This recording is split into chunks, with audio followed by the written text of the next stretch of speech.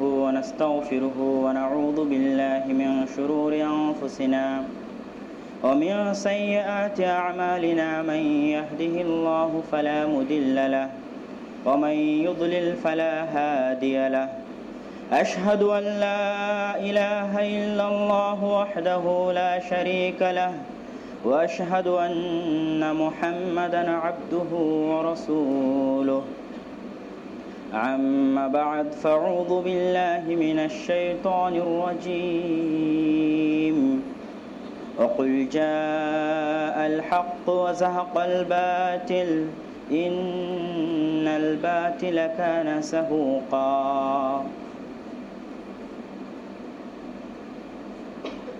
قال النبي صلى الله عليه وسلم نضر الله امرأ سمع حديثي فحفظه ووعاه رواه আবু দাউদ।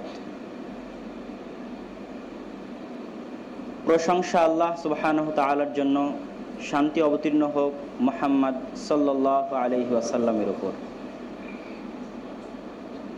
সম্মানিত উপস্থিতি, পবিত্র রমজান মাসের শেষ জুমায় আজকে আপনাদের সামনে দাঁড়িয়ে অত্যন্ত গুরুত্বপূর্ণ এবং তথ্যবহুল আলোচনা পেশ করার চেষ্টা করব। ঠিক এই সময়ে 1 বছর পূর্বে এই মসজিদেই, এই মেম্বারে দাঁড়িয়েই আপনাদের সামনে আমরা হাদিস মানতে বাধ্য নামে একটি বক্তব্য দিয়েছিলাম। সেই বক্তব্যের শেষে বলেছিলাম যে যারা রাসূল সাল্লাল্লাহু আলাইহি ওয়াসাল্লামের হাদিসকে অস্বীকার করতে চায়, অমান্য করতে চায়, তাদের রাসূলের হাদিসকে অস্বীকার করার আরও 2টি পথ রয়েছে। একটি হাদিস এবং সুন্নাতের মধ্যে পার্থক্য করা, আরেকটি মুহাদ্দিসিনে কেরামের হাদিস তাহকিকের মূলনীতির উপর অভিযোগ উত্থাপন করা। বক্তব্যের শেষে বলেছিলাম যদি কোনোদিন সময় হয় ইনশাআল্লাহ এই বিষয়ের উপর বিস্তারিত আলোচনা করার চেষ্টা করব। আল্লাহ সুবহানাহু ওয়া তাআলা আজকে সেই সুযোগ করে দিয়েছেন। আজকে আপনাদের সামনে বক্তব্যের মূল বিষয়বস্তু হচ্ছে হাদিস অস্বীকারের 2 চোরাগলি। 1, হাদিস এবং সুন্নাতের মধ্যে পার্থক্য করা। 2, মুহাদ্দিসদের হাদিস তাহকিকের মূলনীতির উপর অভিযোগ উত্থাপন করা। সম্মানিত উপস্থিতি, হাদিস হচ্ছে ইসলামী শরীয়তের 2 মৌলিক ভিত্তির একটি অন্যতম ভিত্তি। ইহুদি খ্রিস্টান বিশ্ব, পাশ্চাত্য বিশ্ব যখন মুসলমানদেরকে বাহুর বলে দমিয়ে রাখতে না পেরে, একদিকে যেমন বাহুর বলে দমিয়ে রাখতে পারেনি, অন্যদিকে তেমনি পবিত্র কোরআনের বিষয়ে মুসলমানদের অন্তরে বিন্দুমাত্র সন্দেহ সৃষ্টি করতে পারেনি। পবিত্র কোরআনের বিষয়ে মুসলমানদের অন্তরে সন্দেহ সৃষ্টি করতে ব্যর্থ হওয়ার পর ইহুদি খ্রিস্টান বিশ্ব, পাশ্চাত্য বিশ্ব তাদের আঙ্গুলি নিক্ষেপ করেছে রাসূল সাল্লাল্লাহু আলাইহি ওয়াসাল্লামের হাদিসের প্রতি। যারা ওরিয়েন্টালিস্ট তথা যারা প্রাচ্যবিদ, জন্মগতভাবে ইহুদি খ্রিস্টান হওয়ার পরেও ইসলামী ভাষা নিয়ে গবেষণা করে, ইসলামের ভাষা আরবি নিয়ে গবেষণা করে, কোরআন এবং হাদিস নিয়ে গবেষণা করে, জন্মগত ইহুদি খ্রিস্টান হওয়ার পরেও তাদেরকে বলা হয় ওরিয়েন্টালিস্ট, প্রাচ্যবিদ।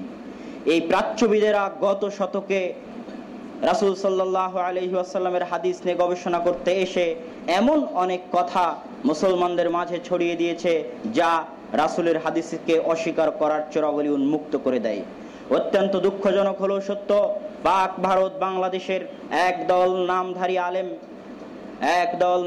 আলেম সেই সমস্ত পাশ্চাত্যদের রেখে যাওয়া, উন্মুক্ত করা চোরাগলিকে নিজেদের মাযহাব এবং মানহাজকে প্রতিষ্ঠিত করার কাজে ব্যবহার করে আসছে। আজকের বিশ্বে সেই চোরাগলিগুলোর অন্যতম একটি হচ্ছে হাদিস এবং সুন্নাতের মধ্যে পার্থক্য করা। আপনারা যারা এই বিষয়ে পরিচিত তারা তো পরিচিত আছেনই, যারা পরিচিত নন তারা শুনুন। তারা হাদিস এবং সুন্নাতের মধ্যে পার্থক্য মূল 5টি বিষয়ের উপর ভিত্তি করে করতে চায়। 1, রাসূল সাল্লাল্লাহু আলাইহি ওয়াসাল্লাম হাদিসে যেখানেই অনুসরণের কথা বলেছেন, সুন্নাত অনুসরণের কথা বলেছেন। যেমন মুয়াত্তা মালিকের 1698 নম্বর হাদিসে রাসূল সাল্লাল্লাহু আলাইহি ওয়াসাল্লাম বলছেন, তারাকতু ফীকুম আমরাইন, আমি তোমাদের মাঝে 2টি জিনিস ছেড়ে যাচ্ছি, তোমরা যতদিন এই 2টি জিনিসকে আঁকড়ে ধরবে ততদিন পথ ভ্রষ্ট হবে না। 1, কিতাব আল্লাহ আর 2 হচ্ছে সুন্নাত নবিয়্যিহ, তার রাসূলের সুন্নাত। এখানে আল্লাহ রাসূল সুন্নাত শব্দ ব্যবহার করেছেন, হাদিস শব্দ ব্যবহার করেননি। অনুরূপী রাসূল সাল্লাল্লাহু আলাইহি ওয়াসাল্লাম যত জায়গায় তাকে এবং তাকে অনুসরণের কথা বলেছেন, সব জায়গায় রাসূল সাল্লাল্লাহু আলাইহি ওয়াসাল্লাম সুন্নাত শব্দ ব্যবহার করেছেন, হাদিস শব্দ ব্যবহার করেননি। তাদের দ্বিতীয় কথা হচ্ছে রাসূল সাল্লাল্লাহু আলাইহি ওয়াসাল্লামের অনেক হাদিস আছে যেই সমস্ত হাদিসগুলো মানসুখ হাদিস, যেমন রাসূল সাল্লাল্লাহু আলাইহি ওয়াসাল্লাম বাইতুল মাকদিসের দিকে ফিরে সালাত আদায় করতেন, কিন্তু পরবর্তীতে মানসুখ হয়ে কাবা শরীফের দিকে সালাত আদায় করার বিধান জারি করা হয়। অনুরূপভাবে ইসলামে মুতাবিবাহ জায়েজ ছিল। তাহলে আমরা যারা বলি যে আসুন হাদিস মানতে হবে, হাদিস মানা জরুরি, তাহলে আপনাদের তো উচিত যে বাইতুল মাকদিসের দিকে ফিরে সালাত আদায় করা, কেননা এটাও তো সহিহ হাদিস। তাহলে আপনাদের বলা উচিত যে মুতাবিবাহ জায়েজ, কেননা এটাও তো সহিহ হাদিসে আছে। কিন্তু আমরা হাদিস মানতে বাধ্য নই, আমরা সুন্নাত মানতে বাধ্য। এটা হচ্ছে তাদের কথা। তাদের অন্যতম আর একটা কথা, অনেক হাদিস আছে যেগুলো রাসূল সাল্লাল্লাহু আলাইহি ওয়াসাল্লামের সাথে খাস। যেমন রাসূল সাল্লাল্লাহু আলাইহি ওয়াসাল্লামের 11 জন স্ত্রী ছিল, তিনি সওমে বিসাল রাখতেন, না খেয়ে টানা সিয়াম রাখতেন, সাহরিও করতেন না, ইফতারিও করতেন না, এটা রাসূলের সাথে খাস ছিল। তাহলে এটাও তো হাদিস। যারা হাদিস মানার দাবিদার তাদেরকে সওমে বিসাল রাখতে হবে, তাদেরকেও 11টা বিবাহ করতে হবে। কিন্তু যখনই আমরা বলবো যে আমরা সুন্নাত মানতে বাধ্য, তখন আর এই জিনিসগুলো আসবে না। এটা তাদের দাবি। তাদের আরো দাবি যে রাসূল সাল্লাল্লাহু আলাইহি ওয়াসাল্লামের এমন অনেক কাজ আছে যেগুলো রাসূল সাল্লাল্লাহু আলাইহি ওয়াসাল্লাম প্রয়োজনের খাতিরে একবার করেছিলেন। যেমন রাসূল সাল্লাল্লাহু আলাইহি ওয়াসাল্লামের পক্ষ থেকে প্রমাণ পাওয়া যায় যে আতা সুবাতাতা কওমিন, তিনি একটি এলাকার আবর্জনার পাশে আসতেন, ফাবালা কাইমান, দাঁড়িয়ে পেশাব করলেন। এটা রাসূলের সহিহ হাদিস। তাহলে যারা হাদিস মানার দাবিদার তাদেরকে বলতে হবে দাঁড়িয়ে পেশাব করা সুন্নাত, কিন্তু সুন্নাত তো বসে পেশাব করা। রাসূল সাল্লাল্লাহু আলাইহি ওয়াসাল্লামের পক্ষ থেকে হাদিস পাওয়া যায় সুনানে দারাকুতনির 505 নম্বর হাদিস, যে রাসূল সাল্লাল্লাহু আলাইহি ওয়াসাল্লাম ওযু করলেন, ওযু করার পর মসজিদে যাওয়ার আগে তার স্ত্রীকে চুম্বন করলেন। এই যে রাসূল সাল্লাল্লাহু আলাইহি ওয়াসাল্লাম ওযু করার পর চুম্বন করলেন, তাহলে যারা হাদিস মানতে চায় তাদেরকে বলতে হবে ওযু করার পর স্ত্রীকে চুমা দেওয়া সুন্নাত, কিন্তু তা তো নয়। এইভাবে তারা তাদের মূল এই 5টি কথার উপর ভিত্তি করে তারা বলে আমরা হাদিস মানতে বাধ্য নই, হাদিস মানা আমাদের জন্য জরুরি নয়, আমাদেরকে সুন্নাত মানতে হবে। এই কথাগুলো পেশ করার পর দারুল উলুম দেওবন্দের সম্মানিত আমার শ্রদ্ধেয় উস্তাদ সম্মানিত মুহাদ্দিস মুফতি সাঈদ আহমদ পালানপুরি তার ইলমি খুতবাত বইয়ের 92 নম্বর, 95 নম্বর, 102 নম্বর পৃষ্ঠায় ঘোষণা করছেন যে হাদিস সহি ভি হোতা হ্যায়, হাসান ভি হোতা হ্যায়, জয়ীফ ভি হোতা হ্যায়, মাউজু ভি হোতা হ্যায়। হাদিস সহিও হয়, জয়ীফও হয়, হাসানও হয়, জালও হয়, মগর সুন্নত হুজ্জত হ্যায়। এই জন্য হাদিস হুজ্জত নয়, সুন্নত হুজ্জত। হাদিস দলিল নয়, সুন্নত দলিল। নাউজুবিল্লাহ। তিনি আরো বলছেন 92, 95 এবং 102 নম্বর পৃষ্ঠায় যে হাদিস হুজ্জত হোনে কি কোই দলিল नहीं है, হাদিসের দলিল হওয়ার, হাদিসের প্রমাণ হওয়ার কোনো দলিল নাই। দলিল হুজ্জত সুন্নাত হ্যায়, আমাদেরকে সুন্নাত মানতে হবে, আমাদের জন্য দলিল হচ্ছে সুন্নাত। সম্মানিত উপস্থিতি, হাদিস এবং সুন্নাতের মাঝে এই পার্থক্য করার মাধ্যমে তারা আরো বলতে চায় যে আমরা আহলে হাদিস নই, আমরা আহলে সুন্নাত। কেননা আমরা রাসূলের সুন্নাত মানি, আমরা হাদিস মানি না, আর এই জন্যই আমরা নিজেদেরকে আহলুস সুন্নাত বলে পরিচয় দিই। এটা তাদের জোর গলার দাবি। তাদের এই দাবিগুলোর খণ্ডনে সর্বপ্রথম আমি পেশ করতে চাই যে রাসূল সাল্লাল্লাহু আলাইহি ওয়াসাল্লামের হাদিস এবং সুন্নাত একই। হাদিস এবং সুন্নাতের মধ্যে কোনো পার্থক্য নাই। উপস্থিত মসজিদের সকল মুসাল্লিকে এই গুরুত্বপূর্ণ তথ্যবহুল আলোচনাকে মনোযোগ দিয়ে শ্রবণ করার অনুরোধ করছি। হাদিস শব্দের শাব্দিক অর্থ বর্ণনা করতে গিয়ে কামুসুল মুহিত গ্রন্থের লেখক আল্লামা ফায়রুজাবাদী তার গ্রন্থের কামুসুল মুহিতের 214 নম্বর পৃষ্ঠায় বলছেন, হাদিস শব্দের শাব্দিক অর্থ হচ্ছে জাদিদ, নতুন। মানুষের কথাকে হাদিস বলা হয় শাব্দিক অর্থের দিক দিয়ে, তেমনি সুন্নাতের শাব্দিক অর্থ হচ্ছে অভ্যাস, নিয়ম, গতি, নীতি। হাদিস শব্দের পারিভাষিক অর্থ বর্ণনা করতে গিয়ে হাফেজ ইবনে হাজার আসকালানী রাহিমাহুল্লাহ তার বিখ্যাত গ্রন্থ ফাথহুল বারির প্রথম খণ্ডের 193 নম্বর পৃষ্ঠায় বলছেন, কুল্লু মা ইউদাফু ইলান নবী সাল্লাল্লাহু আলাইহি ওয়াসাল্লাম, প্রত্যেক যেই জিনিসের নিসবত, প্রত্যেক যেই জিনিসের সম্বন্ধ, প্রত্যেক যেই জিনিসকে সম্পৃক্ত করা হয় রাসূলের দিকে সেটাই হাদিস। চাহে সেটা রাসূলের কথা হোক, চাহে সেটা রাসূলের আমল হোক, আর চাহে সেটা রাসূল সাল্লাল্লাহু আলাইহি ওয়াসাল্লামের মৌন সম্মতি হোক। হাদিসের সঙ্গে একই কথা বলেছেন আল্লামা তাহের আল জাযাইরি তার লিখিত তাওজীহুন নাজার গ্রন্থের প্রথম খণ্ডের 37 নম্বর পৃষ্ঠায়। এছাড়া দুনিয়ার সকল মুহাদ্দিস হাদিসের সংজ্ঞা করতে গিয়ে এটাই বলেছেন, হাদিস হচ্ছে রাসূলের কথা, রাসূলের কাজ এবং রাসূল সাল্লাল্লাহু আলাইহি ওয়াসাল্লামের মৌন সম্মতি। এবার আসুন, যারা সুন্নাতের সঙ্গে দিচ্ছে তারা সুন্নাতের সঙ্গে দিতে গিয়ে সুন্নাত কাকে বলে এটা কি বলছে। আমি সুন্নাত কাকে বলে বলতে গিয়ে অধিকাংশ হানাফিদের কুতুব থেকে, হানাফিদের বই থেকে দলিল দেওয়ার চেষ্টা করব। হানাফিদের অন্যতম গ্রন্থ মুসাল্লামুস সুবুতের 2য় খণ্ডের 66 পৃষ্ঠায় বলা হচ্ছে যে কুল্লু মা ওয়ারাদা আনিন নবী সাল্লাল্লাহু আলাইহি ওয়াসাল্লাম গায়রাল কুরআনি মিন কাওলিন আও ফি'লিন আও তাকরীরিন। সুন্নাত ওটাই প্রত্যেক যা রাসূল সাল্লাল্লাহু আলাইহি ওয়াসাল্লামের নিকট থেকে পাওয়া যায় কোরআন ব্যতীত, চাহে সেটা রাসূলের কথা হোক, চাহে সেটা রাসূলের আমল হোক, আর চাহে সেটা রাসূলের মৌন সম্মতি হোক, তাকে সুন্নাত বলা হয়। একই সংজ্ঞা প্রদান করেছেন নুরুল আনোয়ার গ্রন্থের 173 নম্বর পৃষ্ঠায়। একই সংজ্ঞা প্রদান করা আছে হানাফি উসুলে ফিকহের অন্যতম বই উসুলুশ শাশিতে আল বাহসুস সানি ফি সুন্নতে রাসূলিল্লাহ 2য় অধ্যায় রাসূলের সুন্নাত সম্পর্কে, সেখানেও একই সংজ্ঞা প্রদান করা আছে। ইমাম বাইজাবি রাহিমাহুল্লাহ তার মিনহাজের 61 পৃষ্ঠায়, হাফিজ ইবনে হাজম রাহিমাহুল্লাহ তার আল ইহকাম ফি উসুলিল আহকামের প্রথম খণ্ডের 146 পৃষ্ঠায় সুন্নাতের সঙ্গে বলতে গিয়ে একই সংজ্ঞা প্রদান করেছেন যে সুন্নাত হচ্ছে রাসূল সাল্লাল্লাহু আলাইহি ওয়াসাল্লামের কথা, রাসূল সাল্লাল্লাহু আলাইহি ওয়াসাল্লামের কাজ এবং তার মৌন সম্মতি। সম্মানিত উপস্থিতি, উপরোক্ত সংক্ষিপ্ত আলোচনা থেকে স্পষ্টভাবে বোঝা যাচ্ছে যে সালাফে সালেহিনের নিকটে হাদিস এবং সুন্নাতের মধ্যে কোনো পার্থক্য ছিল না। এবার আসুন, সালাফে সালেহিনের পক্ষ থেকে এই বিষয়ে মতই পেশ করছি আমি যে তারা বলছেন যে হাদিস এবং সুন্নাত সমর্থবোধক। যেমন ইমাম নাবাবী রাহিমাহুল্লাহ তার তাহজিবুল আসমা ওয়াল লুগাত গ্রন্থের 3য় খণ্ডের 156 নম্বর পৃষ্ঠায় বলছেন, তুতলাকুস সুন্নাতু আলাল আহাদিস আল মারবিয়াহ। সুন্নাত এই শব্দটা ব্যবহার করা হয়ে থাকে রাসূল সাল্লাল্লাহু আলাইহি ওয়াসাল্লামের পক্ষ থেকে বর্ণিত হাদিসের ক্ষেত্রে। রাসূল সাল্লাল্লাহু আলাইহি ওয়াসাল্লামের পক্ষ থেকে বর্ণিত হাদিসের ক্ষেত্রে সুন্নাত শব্দের ব্যবহার করা হয়ে থাকে। ইমাম নববী তাহজিবুল আসমা ওয়াল লুগাত 3য় খণ্ড 156 পৃষ্ঠা। বিখ্যাত হানাফি আলেম আব্দুল হাই লাখনবী রাহিমাহুল্লাহ তার গ্রন্থ জাফরুল আমানির 24 নম্বর পৃষ্ঠায় বলছেন যে ফাহুয়া মুরাদিফুন, সুন্নাত হচ্ছে হাদিসের মুরাদিফ, সমর্থবোধক। ওয়া কাসীরাম মা ওয়াকা ফি কালামিল হুফাজ, আর মুহাদ্দিসিনে কিরাম এবং হুফাজে হাদিসদের যত কথা, যত বক্তব্য এবং যত মন্তব্য সেগুলোকে সামনে রেখলে এটাই প্রমাণ হয় ইয়াদুল্লু আলা তারাদুফ, যে সুন্নাত এবং হাদিস পরস্পর সমর্থবোধক।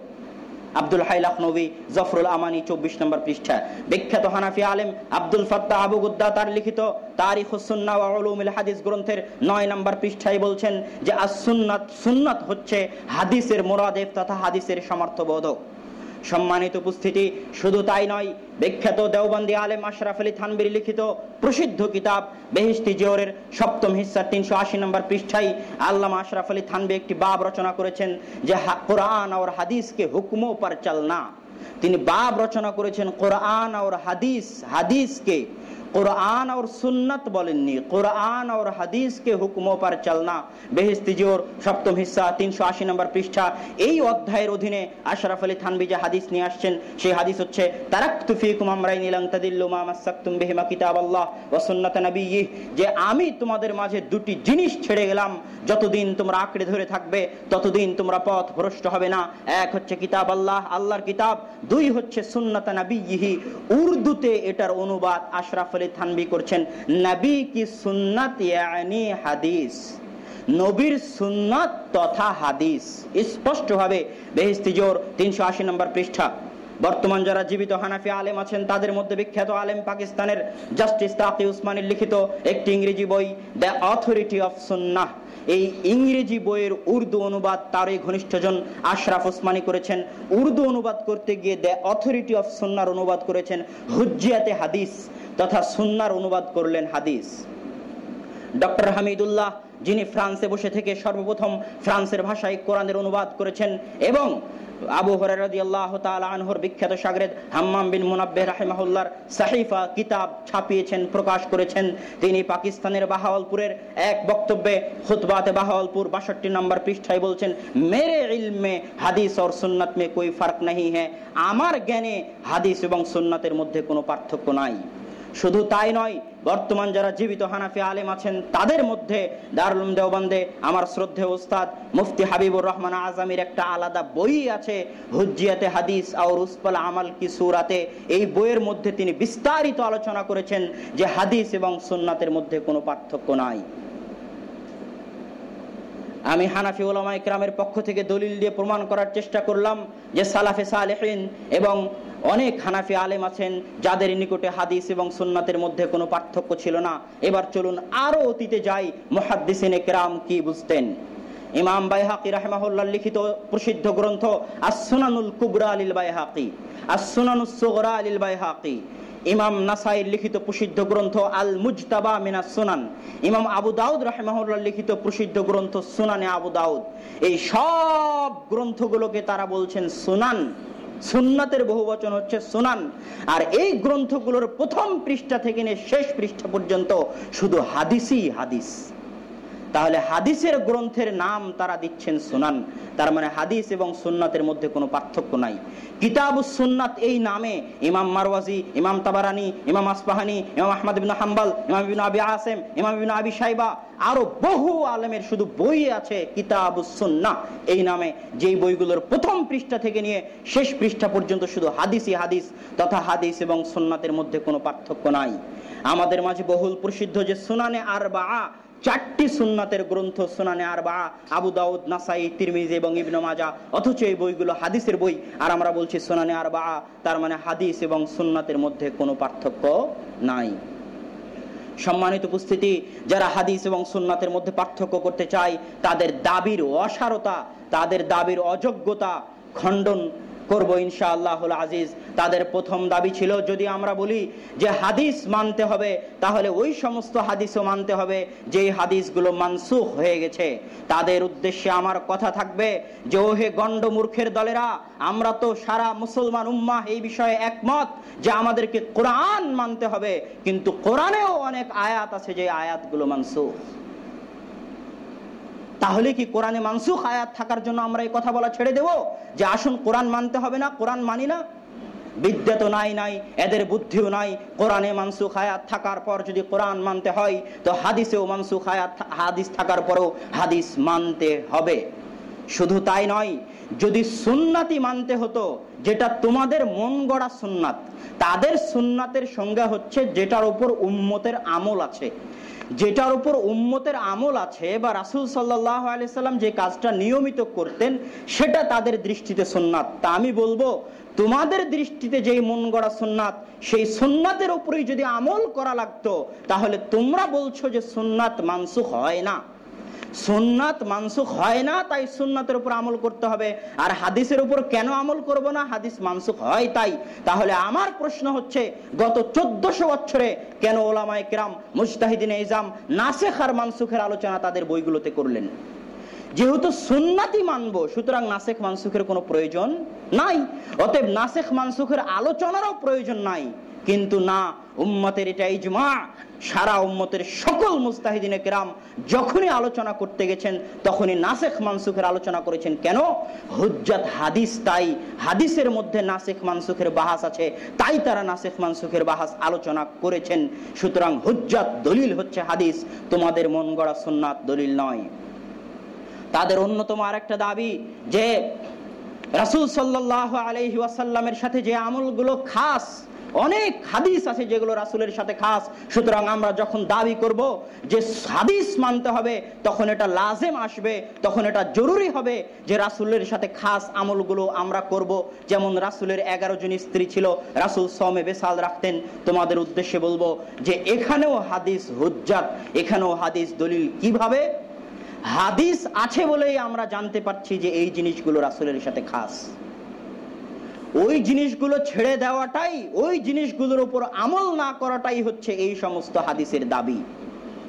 যেই সমস্ত আমলগুলো রাসূলের সাথে খাস, যেমন রাসূল সাল্লাল্লাহু আলাইহি ওয়াসাল্লামের সাওমে বিসাল সম্পর্কে পাওয়া যায় যে রাসূল সাল্লাল্লাহু আলাইহি ওয়াসাল্লাম ওয়াসালা ফি রমাদান, রমজান মাসে তিনি বিসাল সাওম রাখছিলেন। বিসাল সাওম মানে একবার খেয়ে না খেয়ে থাকা, না সাহারি না ইফতারি। ফাওয়াসালান নাসু মাআহুম, তো মানুষজন রাসূল সাল্লাল্লাহু আলাইহি ওয়াসাল্লামের সাথে সাওমে বিসাল রাখা শুরু করলো। ফা রাসূল সাল্লাল্লাহু আলাইহি ওয়াসাল্লাম নাহাহুম, তাদেরকে নিষেধ করলেন। তখন সাহাবায়ে কেরাম বললেন যে আপনি যে সাওমে বিসাল রাখছেন, তখন রাসূল সাল্লাল্লাহু আলাইহি ওয়াসাল্লাম বলছেন আনা লাস্তু মিসলাকুম, আমি তোমাদের মতো নই। ইন্নী উতআমু ওয়া উসকা, আল্লাহ সুবহানাহু ওয়া তাআলা আমাকে খাওয়ান এবং আমাকে পান করান। তো এই হাদিসের এটাই হুজ্জাত, এটাই দলিল যে আমরা সাওমে বিসাল রাখবো না। সুতরাং ওইভাবে এড়িয়ে গিয়ে প্যাঁচ দিয়ে সুন্নাতের উপর বা হাদিসের উপর আমল করতে হবে না বলা শুধুমাত্র জাহালাতেরই প্রমাণ বহন করে। তাদের আরো দাবি যে অনেক সুন্নাত আছে যেগুলো খোলাফায়ে রাশিদিনের সুন্নাত, যেমন খোলাফায়ে রাশিদিন কোরআন জমা করেছেন কিন্তু সেগুলো হাদিস নয়। খোলাফায়ে রাশিদিনের অনেক সুন্নাত আছে যেগুলো হাদিস নয়, তাহলে খোলাফায়ে রাশিদিনের সুন্নাত আমাকে এবং আপনাকে মানতে হবে। যদি শুধু বলে হাদিস মানতে হবে তাহলে খোলাফায়ে রাশিদিনের সুন্নাত থেকে যায়, খোলাফায়ে রাশিদিনের সুন্নাতের উপর আমল হয় না। তাদের উদ্দেশ্যে বলবো যে যেই হাদিসের মাধ্যমে তোমরা বলছো যে খোলাফায়ে রাশিদিনের সুন্নাত মানতে হবে, যদি হাদিস মানি তাহলে ওই হাদিসটাই অটোমেটিক দলিল যে খোলাফায়ে রাশিদিনের সুন্নাত মানতে হবে।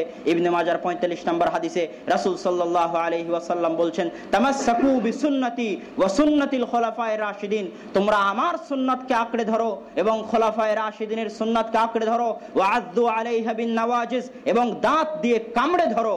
তাহলে এই হাদিসই বলছে খোলাফায়ে রাশিদিনের সুন্নাতের অনুসরণ করতে হবে। তাহলে যখন আমি বলবো যে আমি আপনি হাদিস মানতে বাধ্য, তখন অটোমেটিক খোলাফায়ে রাশিদিনের সুন্নাত মানাও আমাদের জন্য জরুরি হয়ে যাবে।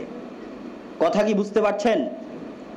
সম্মানিত উপস্থিতি, তাদের এই উদ্ভট দাবিগুলোর সারমর্ম হচ্ছে যে আপনি যে বলছেন রাসূলের সাথে কিছু আমল খাস আছে, আমার প্রশ্ন আপনি কিভাবে জানবেন যে এই আমলগুলো রাসূলের সাথে খাস? আপনি বলছেন অনেক হাদিস আছে যেগুলো মানসুখ, আমার প্রশ্ন আপনি কিভাবে জানবেন যে এই হাদিসগুলো মানসুখ? আপনি বলছেন সুন্নাতে খোলাফায়ে রাশিদিন মানতে হবে, আমার প্রশ্ন আপনি কিভাবে জানবেন যে খোলাফায়ে রাশিদিনের সুন্নাত মানতে হবে? এই তিনটা প্রশ্নের একটাই জবাব, হাদিসই প্রমাণ করবে এই আমল রাসূলের সাথে খাস, হাদিসই প্রমাণ করবে যে এই হাদিস মানসুখ, আর হাদিসই প্রমাণ করবে যে খোলাফায়ে রাশিদিনের সুন্নাত মানতে হবে। সুতরাং আসল দলিল হুজ্জাত হচ্ছে হাদিস, আমাকে এবং আপনাকে হাদিসই মানতে হবে। সম্মানিত উপস্থিতি, যারা হাদিস এবং সুন্নাতের মধ্যে পার্থক্য করে রাসূলের হাদিসকে অস্বীকার করতে চায়, তাদের দাবি হচ্ছে রাসূল সাল্লাল্লাহু আলাইহি ওয়াসাল্লাম যত জায়গায় আঁকড়ে ধরার কথা বলেছেন, অনুসরণের কথা বলেছেন, সব জায়গায় সুন্নাত শব্দের কথা বলেছেন। যত হাদিসে রাসূল সাল্লাল্লাহু আলাইহি ওয়াসাল্লাম তাকে অনুসরণের কথা বলেছেন, সব জায়গায় তিনি কি শব্দ ব্যবহার করেছেন? সুন্নাত। আমার প্রথম প্রশ্ন, তুমি নিজেই বললে যে যত হাদিসে রাসূল তাকে আঁকড়ে ধরার কথা বলেছেন, সুন্নাতকে আঁকড়ে ধরার কথা বলেছেন, তাহলে তুমি তো হাদিস থেকে দলিল নিলে যে যত হাদিসে আল্লাহ রাসূল বলেছেন কি অনুসরণের কথা? সুন্নাত অনুসরণের কথা। তাহলে তুমি তো হাদিস থেকে দলিল নিলে যে হাদিসে সুন্নাত অনুসরণের কথা আছে। তাহলে ঘুরে ফিরে হুজ্জাত বা দলিল হাদিসই হচ্ছে, অন্য কিছু নয়। কিন্তু এই কথা ডাহা মিথ্যা কথা যে রাসূল সাল্লাল্লাহু আলাইহি ওয়াসাল্লাম সুন্নাত শব্দ ব্যবহার করেছেন, হাদিস শব্দ ব্যবহার করেননি। হাদিস শব্দ রাসূল সাল্লাল্লাহু আলাইহি ওয়াসাল্লাম ব্যবহার করেছেন।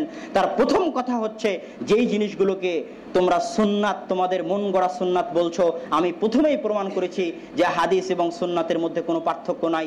ওখানে সুন্নাত মানে হাদিস, যেমন আশরাফ আলী থানভী বললেন নবী কি সুন্নাত ইয়ানি হাদিস। এটা হলো প্রথম কথা।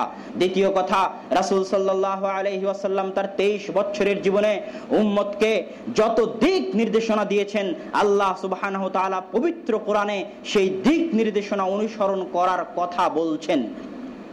বহু জায়গায় আল্লাহ সুবহানাহু ওয়া তাআলা বলছেন, সূরা নিসার 65 নম্বর আয়াতে, সূরা আলে ইমরানের 32 নম্বর আয়াতে, একই সূরার 132 নম্বর আয়াতে, সূরা নিসার 65 নম্বর আয়াতে, সূরা আনফালের 20 নম্বর আয়াতে, একই সূরার 146 নম্বর আয়াতে, সূরা তাগাবুনের 33 নম্বর আয়াতে, মুহাম্মদের 12 নম্বর আয়াতে এবং সূরা মায়েদার 92 নম্বর আয়াতে এবং আরো অনেক আয়াতে আল্লাহ সুবহানাহু ওয়া তাআলা তার রাসূলকে অনুসরণের কথা বলছেন। তাহলে রাসূল তো মারা গেছেন, আমরা কি দেখে রাসূলের অনুসরণ করব? হাদিস দেখে রাসূলের অনুসরণ করব। তুমি যদি বলো যে উম্মত যার উপর আমল করছে সেটাই সুন্নাত, আমরা মানুষকে যার উপর আমল করতে দেখব সেটাই মানতে হবে, তাহলে বলবো যে এটাই যদি হতো তাহলে ইহুদি খ্রিস্টানদের ধর্ম বিকৃত হতো না। তাদের রাসূলের হাদিস মুসা আলাইহিস সালাতু ওয়াস সালামের কথা যদি সংরক্ষিত থাকতো, ঈসা আলাইহিস সালাতু ওয়াস সালামের কথা যদি সংরক্ষিত থাকতো, তাহলে ইহুদি খ্রিস্টান ধর্ম বিকৃত হতো না। কিন্তু তাদের হাদিস সংরক্ষিত থাকেনি। তারা মানুষকে যার উপর আমল করতে দেখেছে তারা নিজেরা তারই উপর আমল করেছে, এই জন্য ইহুদি খ্রিস্টান ধর্ম বিকৃত হয়ে গেছে। কিন্তু মহান আল্লাহর অশেষ রহমত যে তিনি ইসলামকে অক্ষত রাখবেন, তাই আজও হাদিস অক্ষত আছে। আমাকে এবং আপনাকে হাদিস মানতে হবে। রাসূল সাল্লাল্লাহু আলাইহি ওয়াসাল্লামের হাদিস, ইবনে মাজার 12 নম্বর হাদিস, রাসূল সাল্লাল্লাহু আলাইহি ওয়াসাল্লাম বলছেন, ইউশিকুর রাজুলু ওয়া হুয়া মুত্তাকিয়ান আলা আরিকাতিহি, আমি আশঙ্কা করছি যে একজন মানুষ, এমন এক সময় আসবে যখন মানুষ তার গদির উপর হেলান দিয়ে বসে থাকবে, ফায়ুহাদ্দাতু বিহাদিসিম মিন হাদিসি, ওই মানুষকে আমার হাদিস সমূহের মধ্যে থেকে একটা হাদিস শোনানো হবে। তখন সে বলবে, বাইনানা ওয়া বাইনাকুম কিতাবুল্লাহ, আমাদের এবং তোমাদের মাঝে আল্লাহর কিতাব কোরআন আছে, আমরা সেখানে যা হালাল পাবো, মা ওয়াজাদনা ফিহি হালালান ইস্তাহলালনাহু, কোরআনে আমরা যা হালাল পাবো সেটাকে হালাল বলে মানবো, ওয়া মা ওয়াজাদনা ফিহি হারামান, এবং কোরআনে আমরা যা হারাম পাবো সেটাকে হারাম বলে মানবো, আমাদের হাদিসের প্রয়োজন নাই। তখন আল্লাহর রাসূল বলছেন যে সাবধান থেকো, ইন্নী, আমি মুহাম্মদ সাল্লাল্লাহু আলাইহি ওয়াসাল্লাম হারামতু, অনুরূপী হারাম করি যেমন আল্লাহ হারাম করে থাকেন, আমিও অনুরূপী হালাল করি অনেক জিনিসকে যেমন আল্লাহ সুবহানাহু ওয়া তাআলা হালাল করে থাকেন। এই ইবনে মাজার 12 নম্বর হাদিসে স্পষ্টভাবে হাদিস শব্দ ব্যবহার করা হয়েছে। আল্লাহ রাসূল আশঙ্কা করছেন যে এমন এক সময় আসবে যখন মানুষের সামনে হাদিস পেশ করা হবে, তারা কোরআনের দোহাই দিয়ে হাদিসকে অস্বীকার করবে। রাসূল তা থেকে সাবধান করছেন। সুতরাং এই হাদিস স্পষ্টভাবে প্রমাণ করছে যে হাদিস মানতে হবে।